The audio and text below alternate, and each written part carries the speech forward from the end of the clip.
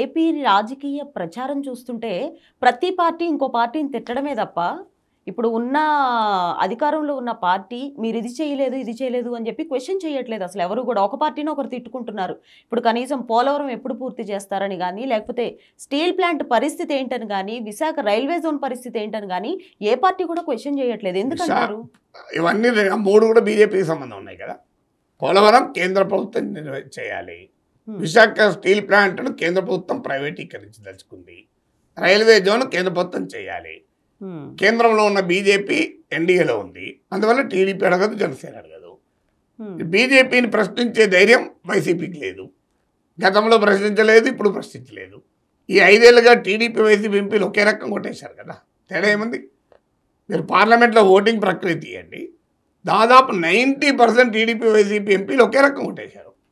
తాజాగా మోడీ ప్రభుత్వం పైన అవిశ్వాస తీర్మానం పెడితే అప్పటికి ఇంకా బీజేపీ టీడీపీ అలయన్స్ కూడా లేదు. టీడీపీ వైసీపీ ఎంపీలు ఇద్దరు కలిసే కదా అనుకూలంగా కొట్టేసింది.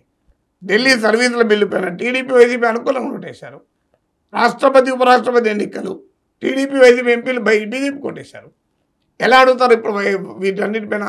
అందువల్ల బీజేపీతో లింక్ అయి ఉన్న విషయంలో ఆంధ్రప్రదేశ్లో అందరూ ఖమోష్.